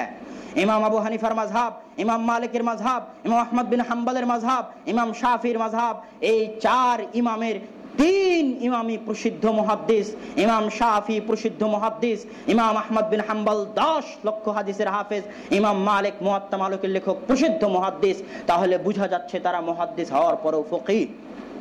তারা মুহাদ্দিস হওয়ার পরেও ফকিহ, তাই তাদের নামে মাযহাব তৈরি হয়েছে। একই কথা স্বীকার করেছেন দারুল উলুম দেওবন্দের মুহাদ্দিস মুফতি সাইদ আহমদ পালানপুরি হাদিস আর আহলে হাদিস বইয়ের মুকদ্দমাতে, যে ইমাম আহমদ বিন হাম্বল, ইমাম শাফি আর ইমাম মালিক হচ্ছেন আহলুল হাদিস তথা মুহাদ্দিস ফকিহ। সুতরাং এই কথা ডাহা মিথ্যা কথা যে মুহাদ্দিসগণ ফকিহ নন, তাদের ফিকহি জ্ঞান নাই, তারা শুধু সনাদ দেখে হাদিস তাহকিক করেন, মাতান দেখেন না, টেক্সট দেখেন না। এই কথা ডাহা মিথ্যা কথা। হাদিস সহিহ হওয়ার জন্য 5টা শর্ত। আদলুন, রাবিকে ন্যায় পরায়ণ হতে হবে, তাম্মুজ জবতি, স্মৃতি শক্তি প্রখর থাকতে হবে, মুত্তাসিলুস সানাদি, হাদিসের সানাদের মধ্যে যেন বিচ্ছিন্নতা না থাকে, আর বাকি দুটো হচ্ছে শাজ আর ইল্লাত যেন না থাকে। এই ইল্লাতটা কি জানেন? এই ইল্লাতটা হচ্ছে মাতান সংশ্লিষ্ট, হাদিসের টেক্সট সংশ্লিষ্ট। সুতরাং মুহাদ্দিসরা হাদিসের শুধু সানাদ দেখে হাদিসের উপর সহিহ হুকুম লাগান না, মুহাদ্দিসরা হাদিসের সানাদও দেখেন, হাদিসের মাতানও দেখেন, তারপরে হাদিসের উপর হুকুম লাগান। পরিশেষে এসে বলতে চাই, যারা মুহাদ্দিসিনে কেরাম তথা আহলুল হাদিস এবং মুহাদ্দিসিনে কেরামদের বিরুদ্ধে কথা বলে এবং যারা হাদিস এবং সুন্নাতের মধ্যে পার্থক্য সৃষ্টি করার মাধ্যমে রাসূলের হাদিসকে অস্বীকার করতে চায়, তাদের উদ্দেশ্যে শুধু একটি হাদিসই পেশ করব। সিলসিলা সহিহার 270 নম্বর হাদিসে রাসূল সাল্লাল্লাহু আলাইহি ওয়াসাল্লাম বলছেন, লা তাসালু তাইফাতুম মিন উম্মতি যাহিরিনা আলাল হক, আমার উম্মতের মধ্যে কিয়ামত পর্যন্ত একটা দল থাকবে, যাহিরিনা আলাল হক, যারা সত্যের উপর প্রতিষ্ঠিত থাকবে কিয়ামত পর্যন্ত। যারা তাদের ক্ষতি করতে চাইবে ক্ষতি করতে পারবে না, অপমান করতে চাইলেও অপমান করতে পারবে না। অত্যাচারী শাসকরা অত্যাচার করতে চাইলেও তাদের অত্যাচার সফল কাম হবে না। এই হাদিসের অধীনে দুনিয়ার সকল উলামায়ে কেরাম বলেছেন, হুম আসহাবুল হাদিস, তারাই হচ্ছে মুহাদ্দিসিনে কেরামের জামাত। ইমাম আহমদ বিন হাম্বল বলছেন যে আমি জানি না যদি তারা মুহাদ্দিসদের জামাত না হয় তাহলে তারা কোন জামাত। ইমাম শাফি রাহিমাহুল্লাহ বলছেন, আমি যখন কোনো মুহাদ্দিসকে দেখি তখন যেন আমি রাসূল সাল্লাল্লাহু আলাইহি ওয়াসাল্লামের সাহাবীকে দেখি। তাই তো আজকের যুগে নাসিরউদ্দিন আলবানী রাহিমাহুল্লাহ এই বিশ্বের শেষ মুহাদ্দিসদের মধ্যে অন্যতম একজন মুহাদ্দিস ইমাম নাসিরউদ্দিন আলবানী রাহিমাহুল্লাহকে ইবনে বাজ আর ইবনে উসাইমিন রাহিমাহুল্লাহ তাকে বলছিলেন, আপনি একটু রাসূলের সালাত আমাদেরকে আদায় করিয়ে দেখান। তার মানে সাহাবীরা যেমন রাসূলকে জানতেন, একজন মুহাদ্দিস হাদিসের উপর গভীর পাণ্ডিত্যের কারণে অনুরূপী রাসূল সাল্লাল্লাহু আলাইহি ওয়াসাল্লামকে জানেন। তাই তো ইমাম আবু দাউদ রাহিমাহুল্লাহ বলছেন যে আমি হাদিস জানি না, কিন্তু আমি আহমদ বিন হাম্বলের ছাত্র, আর আহমদ বিন হাম্বল 10 লক্ষ হাদিসের হাফেজ। তাই আহমদ বিন হাম্বল যেমন পোশাক পরেন আমি তেমন পোশাক পরি, আহমদ বিন হাম্বল যেমন চলেন আমি তেমন চলি, আহমদ বিন হাম্বল যেভাবে সালাত আদায় করেন আমি সেভাবে সালাত আদায় করি। কেননা আমি মনে করি যে আহমদ বিন হাম্বল এত হাদিস জানেন যে রাসূল কিভাবে সালাত আদায় করতেন এটা তার চাইতে আর কেউ ভালো বুঝবে না। এটাই হচ্ছে মুহাদ্দিসদের শান। কিয়ামত পর্যন্ত আল্লাহ সুবহানাহু ওয়া তাআলা গত 1400 বছরে তার পবিত্র কোরআনকে যেমন তিনি হেফাজত করেছেন, তেমনি রাসূল সাল্লাল্লাহু আলাইহি ওয়াসাল্লামের হাদিসকে হেফাজত করেছেন মুহাদ্দিসদের মাধ্যমে। যারা মুহাদ্দিসদের উপর অত্যাচার করে, জুলুম করে, নির্যাতন করে, তারা একদিন শেষ হয়ে গেছে। ওই সম্প্রদায় যারা ইমাম বুখারী রাহিমাহুল্লাহকে কুফা থেকে বের করে দিয়েছিল, কুফা থেকে ইমাম বুখারী রাহিমাহুল্লাহ খালি পায়ে টুপিবিহীন অবস্থায় কুফা থেকে বের হয়ে গেছিলেন। আজকে তারাই বুখারীর দার্স দিয়ে শাইখুল হাদিস লকব নিয়ে মানুষের সম্মান ক্রয় করে। ওই সম্প্রদায় তারাই যারা ইমাম ইবনে তাইমিয়া রাহিমাহুল্লাহর বিরুদ্ধে অভিযোগ করে তাকে ৮ বার জেল খাটিয়েছে এবং জেলখানাতে ইবনে তাইমিয়া মারা গেছে।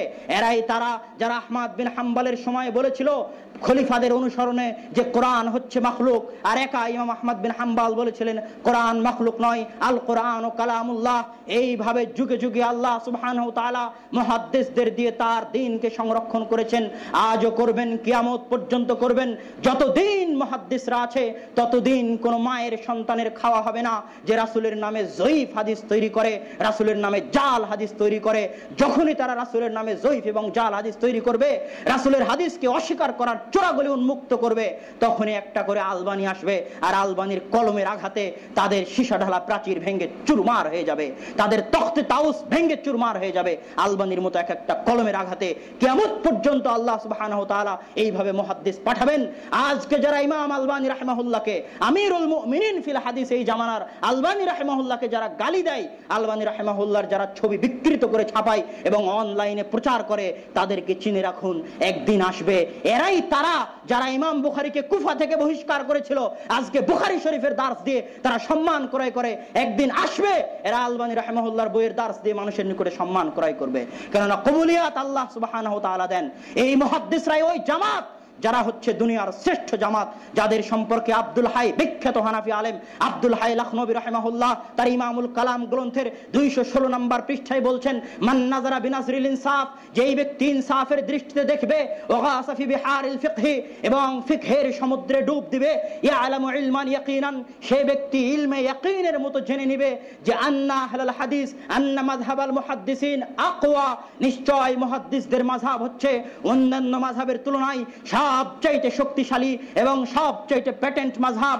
আমি আব্দুল হাই লাখনবী হানাফি কুল্লামা আসিরু ইলা শুআবিল ইখতিলাফ, যখনই আমি ওই সমস্ত মাসালাগুলো গবেষণা করেছি যেগুলো নিয়ে উম্মতের মধ্যে ইখতিলাফ রয়েছে, তখনই আমি পেয়েছি মাযহাবুল মুহাদ্দিসিন আকওয়া আকরাব ইলাল ইনসাফ, মুহাদ্দিসদের মাযহাব হচ্ছে ইনসাফের সবচেয়ে নিকটবর্তী। ওয়া কাইফালা, আর কেন তা হবে না, কেন তা হবে না?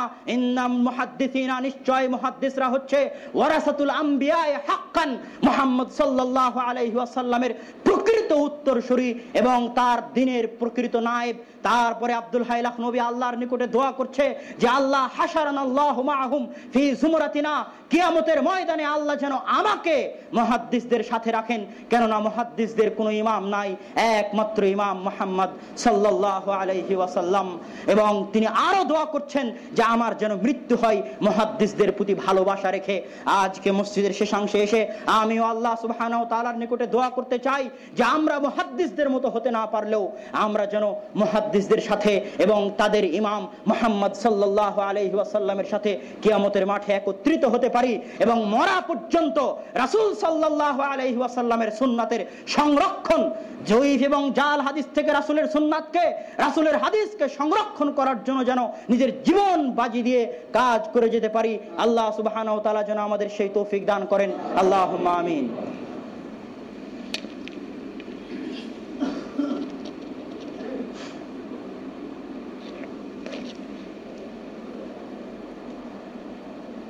আলহামদুলিল্লাহি ওয়াহদাহু ওয়াসসালাতু ওয়াসসালামু আলা মান লা নাবিয়্যা বা'দাহু।